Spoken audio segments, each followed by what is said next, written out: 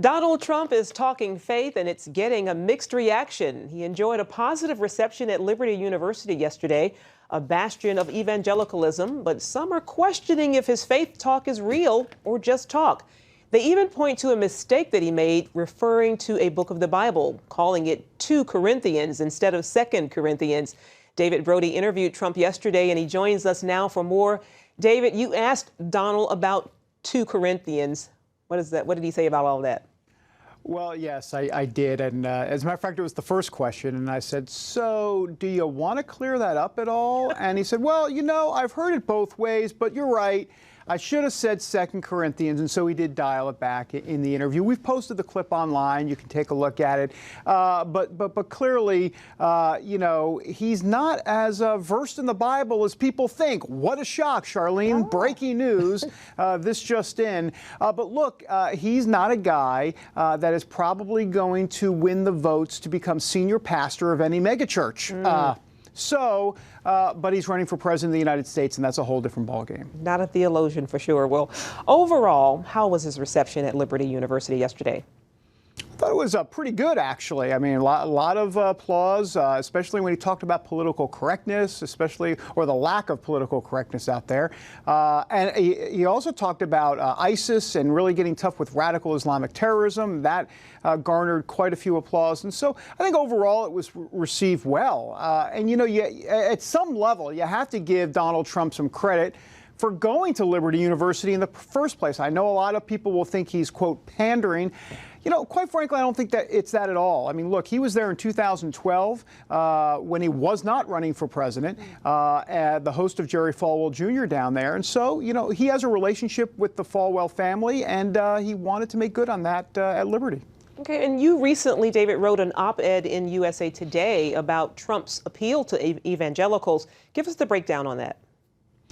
Well, there's so much to unpack to the point where we'll all probably end up in therapy at some point trying to figure all of this out. But I will say this, evangelicals operate in a world of biblical absolutes. In other words, Jesus, the only way to heaven, and the Bible, the inerrant word of God. And then you have Donald Trump. He also operates in a world of absolutes. In other words, well, maybe some people say my way or the highway, but the way he sees it, right and wrong, good versus evil, all of that.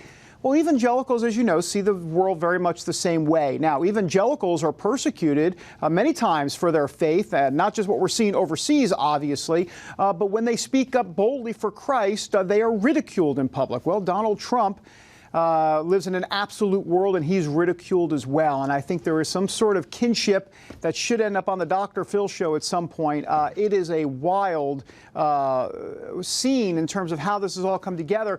But look, Charlene, the reality is this. There is a huge block of evangelical voters that are sick and tired of politicians. And Donald Trump comes along. He's not the same type of guy that everybody else sees, and so, or that they see, and so he's resonating to a degree. Well, not all evangelicals agree with Donald Trump. For example, Dr. Russell Moore of the Southern Baptist Convention was tweeting during the Liberty speech, and here's what he had to say. Evangelicals can love a golden calf as long as Aaron promises to make Mexico pay for it. And another one reads, this would be hilarious if it weren't so counter to the mission of the gospel of Jesus Christ. So what's behind this evangelical opposition to Trump? Well, there are a lot of folks for many, many years, actually. It goes back to, well, you can even go back before Mike Huckabee and Rick Santorum. But there are a lot of evangelical voters that want, obviously, a strong Christian man in the White House. It makes sense. It's been happening for a very long time. And along comes Donald Trump, and things are a bit different because we're living in a very different time now, not just from a deteriorating culture standpoint, but America has gone down the tubes so much that they believe, some of these evangelicals believe, that Trump can actually make a difference. But as it relates to Russell Moore, look, there are a lot of folks that want to see a strong Christian in the White House. Ted Cruz is getting a lot of those votes. Remember, Charlene, evangelicals are not a monolithic group. So when we say evangelicals are supporting Donald Trump, well, yes and no. There are many that do, many that don't. And so it's somewhat of a mixed bag. Indeed. David Brody, as always, a great job. Thank you so much for joining us. Thanks, Charlene. You're welcome.